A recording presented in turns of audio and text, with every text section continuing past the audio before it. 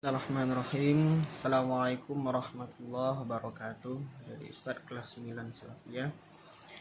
Mari kita lanjutkan materi kita sebelumnya tentang pelajaran usul fikih dan mata pelajaran qiraatul kutub. Sebelumnya kita sudah membahas tentang pengertian usul fikih. Sekarang kita akan masuk pada macam-macam hukum yang terdapat dalam ilmu fikih. Berikut simak penjelasannya. Oke, mari kita lanjutkan materi kita sebelumnya. Jadi belajar kita sampai sekarang pada batasan ini. Oke, kita bacakan. Wal ahkamul muradatu fima dzukira sab'atun.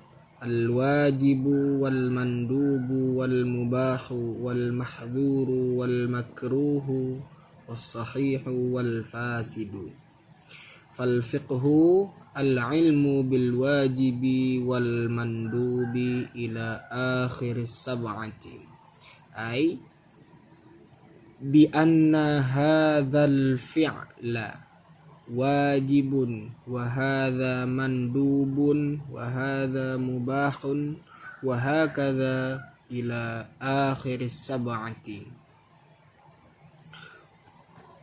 Hukum-hukum yang dimaksud pada pernyataan yang telah disebutkan ada 7: wajib, mandub, mubah, mahdzur atau haram, makruh, sahih, dan batal atau fasid.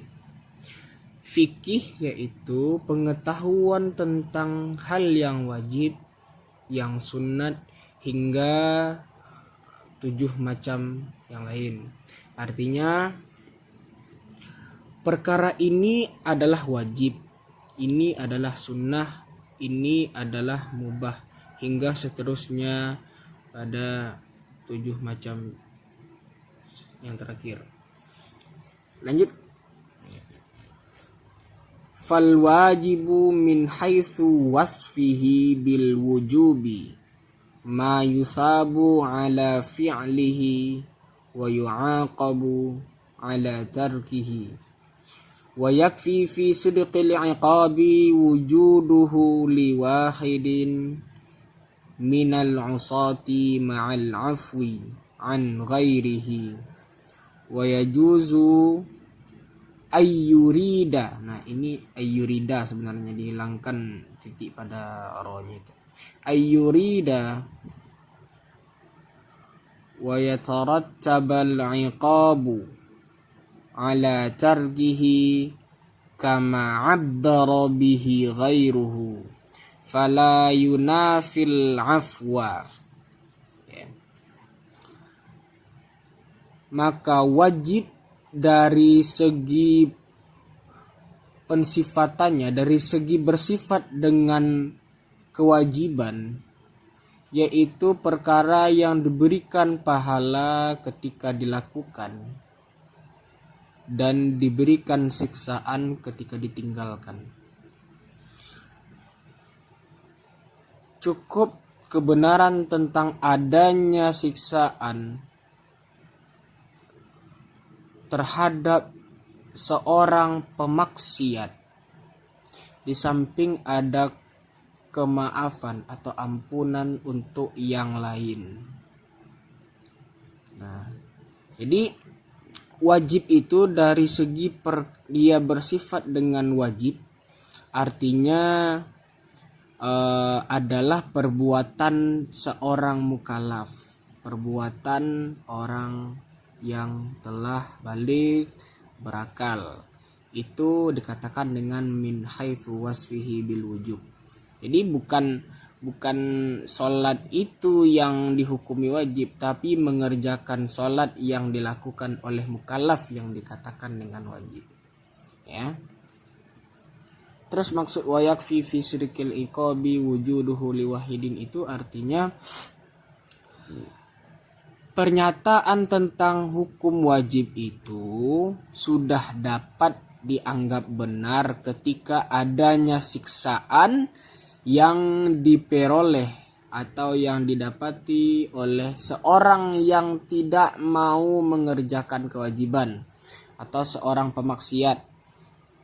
Dan ada ampunan untuk yang lain, artinya seseorang melakukan meninggalkan perkara yang wajib, dia mendapat siksaan, dan yang lainnya dia tetap tidak melakukan perkara yang wajib tapi mendapat kemaafan, dia tidak mendapat siksaan.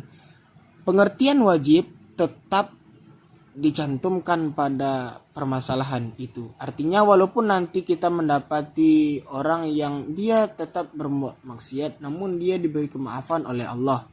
Nah, itu apakah pengertian wajib tidak berlaku padanya? Tetap, tapi itu adalah hak wewenang Allah. Nah, gitu ya. Kemudian boleh bahwa pengarang bermaksud adanya wa yatarattaba al-iqab, adanya siksaan ketika perbuatan itu ditinggalkan, sebagaimana yang diibaratkan oleh ulama lain.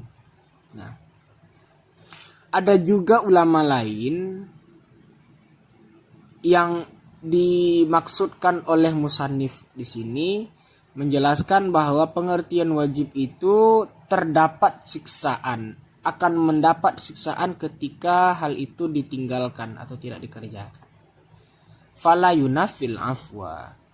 Namun hal itu fala yunafil afwa tidak menghalangi adanya kemaafan atau ampunan. Jadi meskipun ada nanti orang yang tidak melakukan kewajiban, tentu dia harus mendapat siksaan. Tapi dia tidak mendapatkan siksaan karena itu adalah hak wewenang Allah untuk memberikan seseorang siksaan atau tidak. Gitu. Kemudian mandub. Wal mandubu. Mandub ini sunnah artinya ya. Mandub min haitsu wasfihi bin nadbi ma yusabu ala fi'lihi wa la yu'aqabu ala tarkihi. Sunnah yaitu dari pensifatannya dengan kesunahan, yaitu perkara yang diberikan pahala ketika dilakukan dan tidak diberi siksaan ketika ditinggalkan. Ini jelas ya. Kemudian al-mubahu min haitsu wasfihi, ini titik tamar butuhnya sebenarnya nggak ada wasfihi ini. Bil ibahati ma la yusabu ala fi'lihi wa tarkihi wa la yu'aqabu ala tarkihi wa fi'lihi, ay ma la yata'allaqu bi kullin min fi'lihi wa tarkihi thawabun wa la iqabun. Jadi mubah itu dari segi bersifatnya mubah dengan ibahah, dengan kebolehan.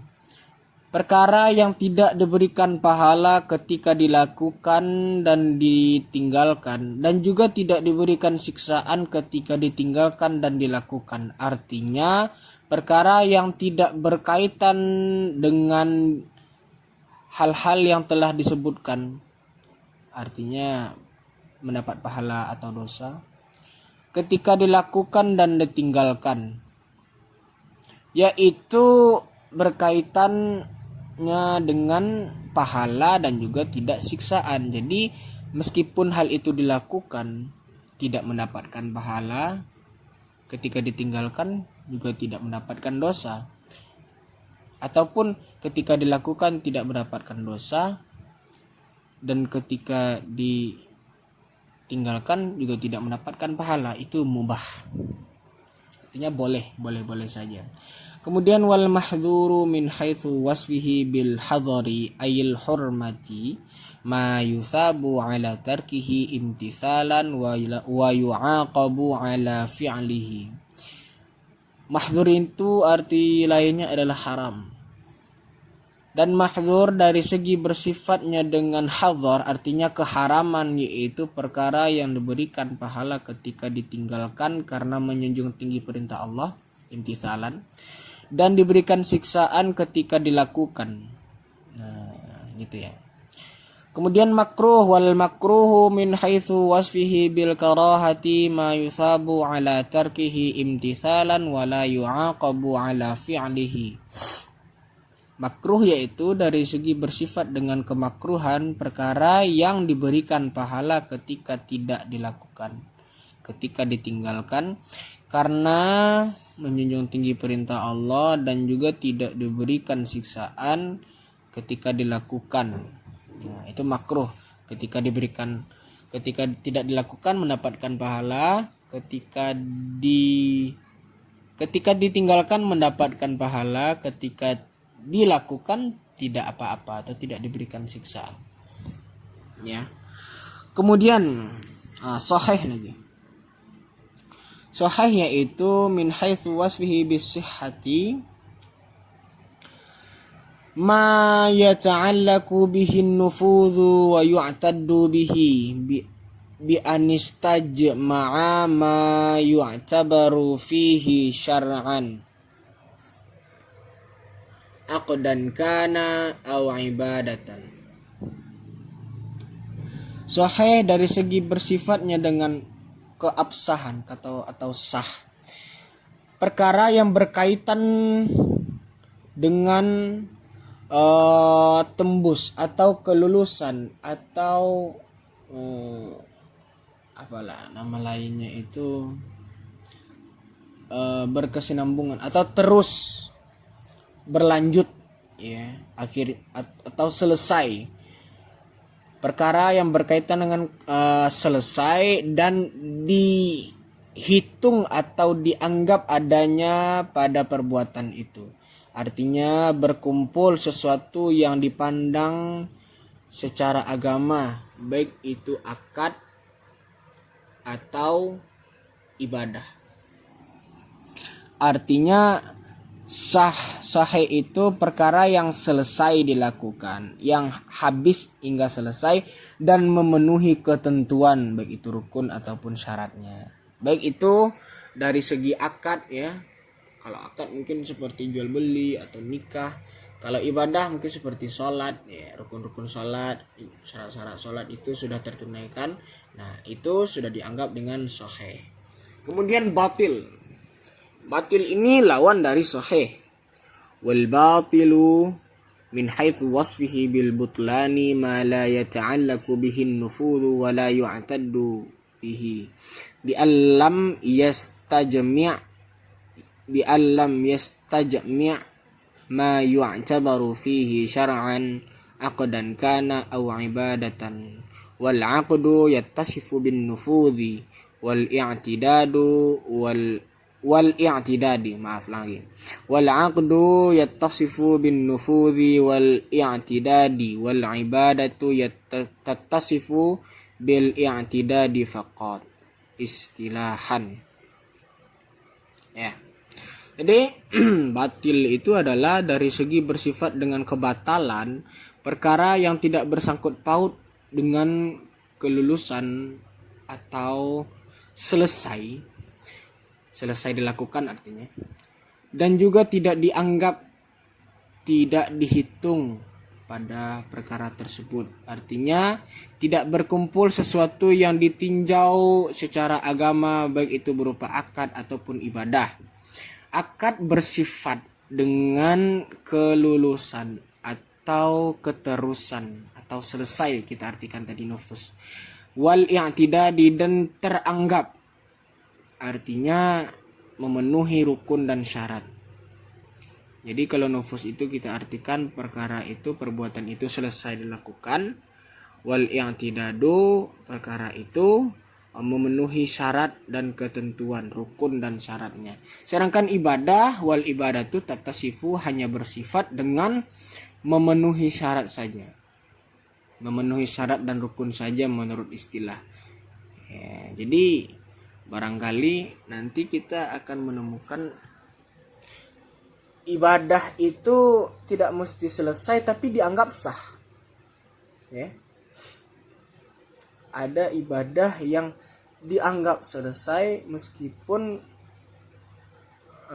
kalau yang ibadah biasanya belum dianggap selesai, tapi karena memenuhi syarat dan rukunnya dia sudah dikatakan dengan sah. Tapi kalau tidak maka itu batil. Sedangkan kalau akad itu dia harus selesai dilakukan dan juga memenuhi rukun dan syaratnya. Gitu.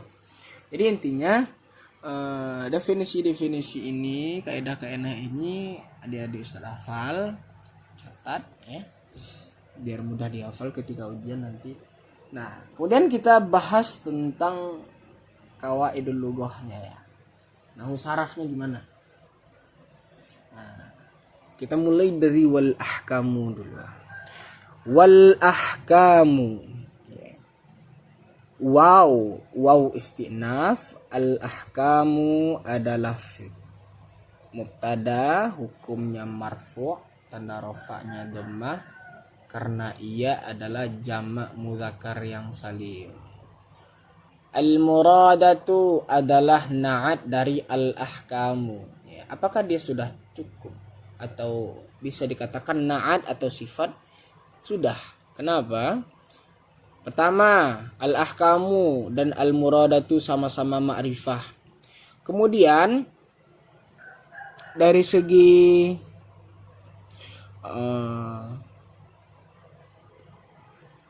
taknis dan mudzakarnya.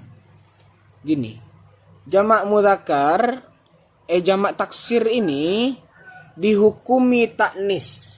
Makanya sekarang al-muradatu itu berbentuk taknis. Karena jamak taksir dihukumi taknis, makanya naatnya bisa digunakan dengan bentuk taknis begini. Nah, gitu ya. Makanya dia sama harus rafa juga karena mengikuti dari al-ahkamu. Tanda rafa'nya dhammah karena ia isim mufrad. Ini wazannya arada yuridu iradatan fahuwa muridun wa dzaka muradun, muradani, muraduna, muradatun gitu ya. Fima, fi huruf jar, ma majrur, dzukira fi'il madi yang dibina bagi majhul ya, timbangannya atau wazannya fu'ila. Kemudian sab'atun khabar dari wal ahkamu, hukum khabar marfu, tanda rafa'nya dhammah karena ia adalah isim mufrad. Kemudian al wajibu.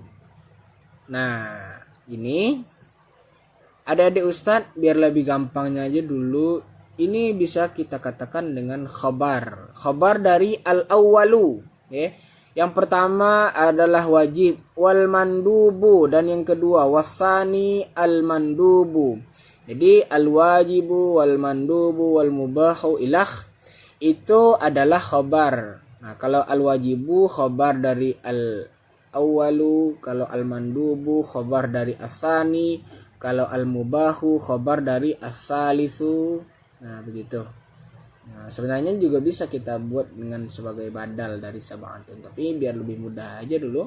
Al awwalu al wajibu, wasani al mandubu, wasalisu al mubahu. Jadi gampang ya, kita anggap itu sebagai khabar. Nah, gitu. Hingga sampai wal fasidu, wasabi'u al fasidu.